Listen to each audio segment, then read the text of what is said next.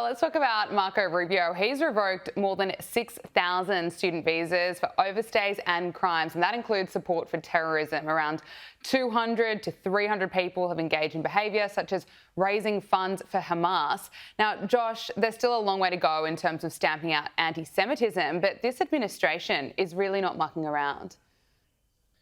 So there's multiple things going on here with these student visas being yanked. On the one hand, it's black letter immigration law here in the United States there, and liberals would challenge what I'm going to say, but what I'm going to say has been the immigration law for over 200 years here in America, which is that if you are not a citizen, your status can be revoked at any time for any reason, period, full stop, end of story. There was a very, very long line of U.S. Supreme Court cases holding exactly that there. So the notion that we actually need a reason in order to yank your visa, especially if it's a shorter term visa, like a student visa, if you're not here in a green card, the notion that we need any kind of a specific reason is actually contrary to black letter immigration law. But as the case may be, a lot of these folks, probably all of them actually, they have very good reasons to have their visas yanked there because they are in active support of United States State Department recognized foreign terrorist organizations, whether it's Hamas, Hezbollah, Palestinian Islamic Jihad, and on down the line there. There is zero reason, literally zero, not one, two, one, literally zero reason, period, full stop, end of story, why any single person who is not a U.S. citizen who supports a U.S. recognized foreign terrorist organization should be here on American soil. I would actually, Gabrielle, frankly, go even further than that. And I would say that even if you are a U.S. citizen who is engaged in active support there, if you are trying to raise funds for foreign terrorist organizations, if you are an active support there, I would actually go so far as to say that we should strongly consider going down the path of actually denaturalizing citizenship for naturalized citizens. That's a whole nother conversation there.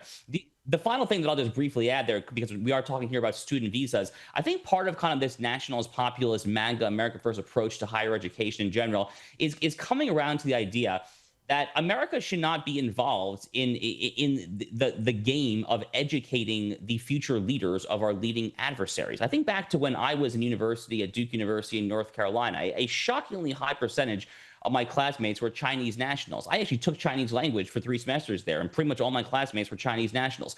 Why exactly were we doing that? Why exactly were U.S. taxpayer dollars going to funding the future leaders of America's literal #1 geopolitical foe? It frankly makes no sense whatsoever. So whether it's that or whether it's active support of groups like Hamas there, I think Rubio is absolutely unequivocally doing the right thing here. Absolutely. Josh, I want to talk to you about LA, because in January we saw LA battle through one of the most destructive fires in California's history. And the disaster, of course, was made worse because of the incompetence of its leaders. We had Mayor Karen Bass and California Governor Gavin Newsom. We know that 12 people lost their lives, thousands and thousands of homes were destroyed. Where was Karen Bass? Well, she was enjoying herself at a cocktail party in Ghana. She ignored the National Weather Service warnings of extreme fire weather conditions on January 3. She flew to Ghana on a junket the next day, and by January 7, LA was going up in flames. And of course, when she returned, we all remember her bravery and her message to Angelenos. You owe citizens an apology for being absent while their homes were burning. Do you regret cutting the fire department budget by millions of dollars, Madam Mayor? Have you nothing to say today? Can you back up? I appreciate it. Have you absolutely nothing to say to the citizens today? Elon Musk says that you're utterly incompetent. Are you considering your position? Nothing. She said absolutely nothing. She just ran away from the cameras, just showing what a weak leader she really is.